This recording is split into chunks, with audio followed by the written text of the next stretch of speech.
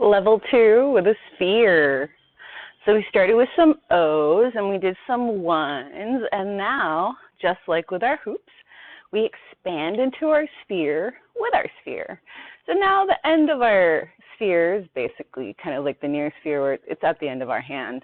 This is where we have our sphere. So it's a smaller sphere. We don't take up as much space as we would when we have the hoop in hand, and that's great. And we alternate between extending out and coming back in. We can throw in some 1 and rub the ball against our bodies and do a little bit of massage that way, or stretching that way. We can use both of our hands to get that motion, hand to hand to hand to hand, fluid, or just keep it in the one hand and balance it. Keep your eye on the ball.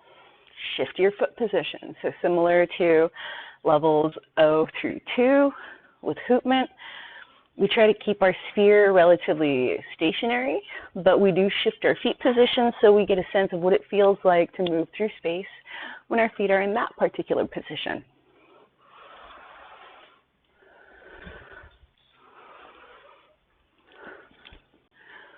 We don't have to do all outstretched stuff with our hands. For level 2, we can mix in the 1 and the O, same way that we approach hoopment.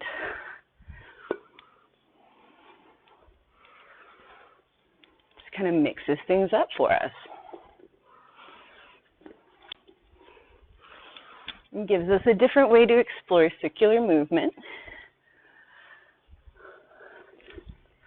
that is fun and keeps us within that safe range of motion of the sphere or the circle.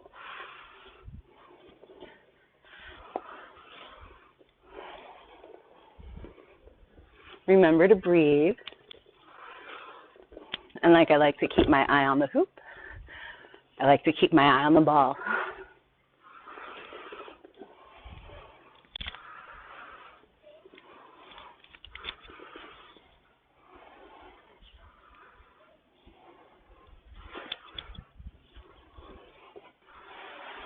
And you don't have to do what I'm doing. All I'm doing is showing you some ways that you can play with your ball or your sphere and level 2.